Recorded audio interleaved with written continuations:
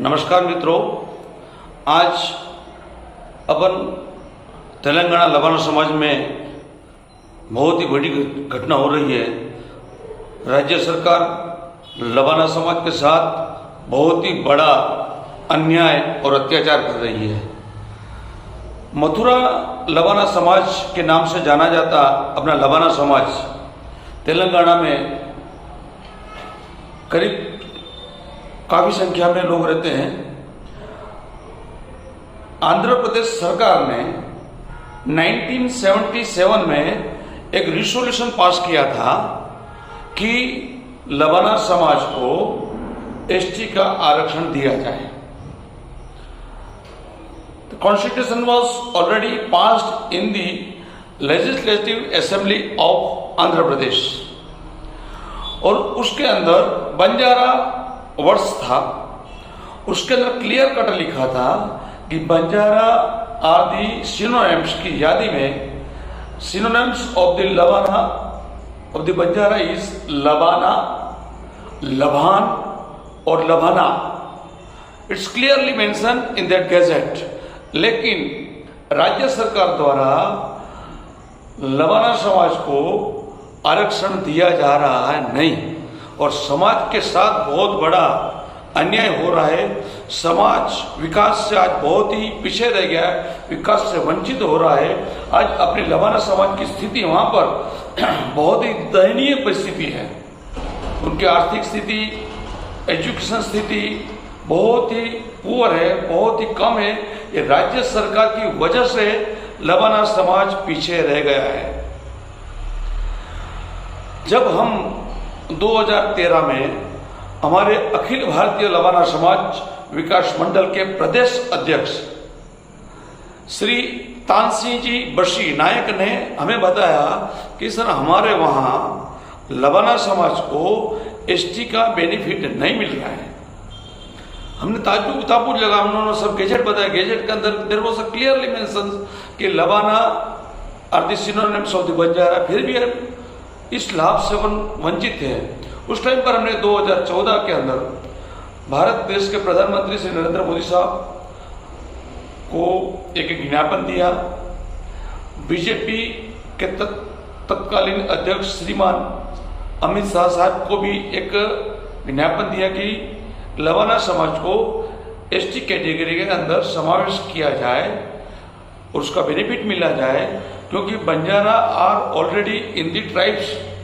तो Labana are the synonyms of the Banjara, फिर भी हमें इस लाभ से वंचित हो रहे हैं।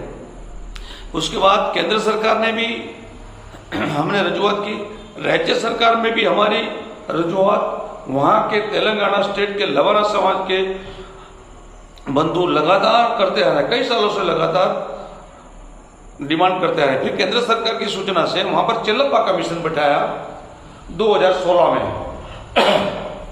2016 में चेल्लप्पा कमीशन बिठाया।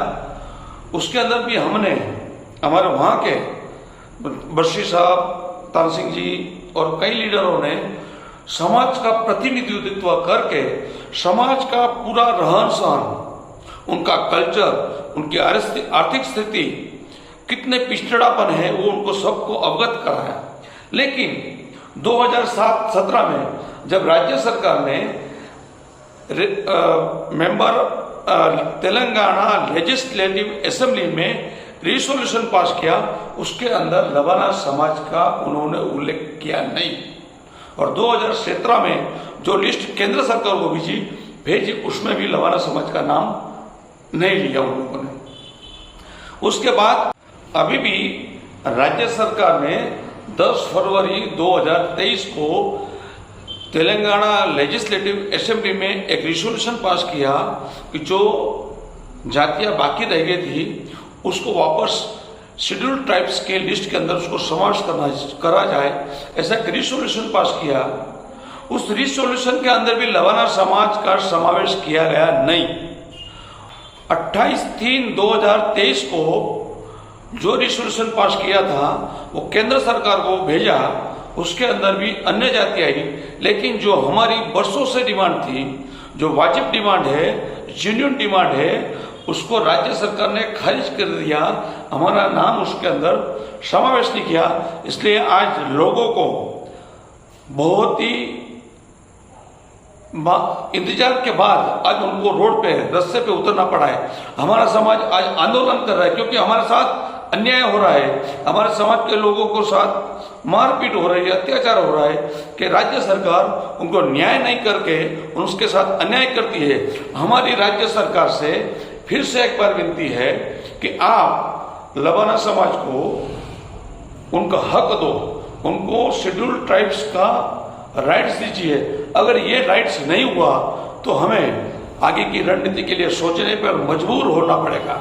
फिर से एक बार राज्य सरकार से विनती है कि आप स्पेशल लेजिस्लेटिव असेंबली का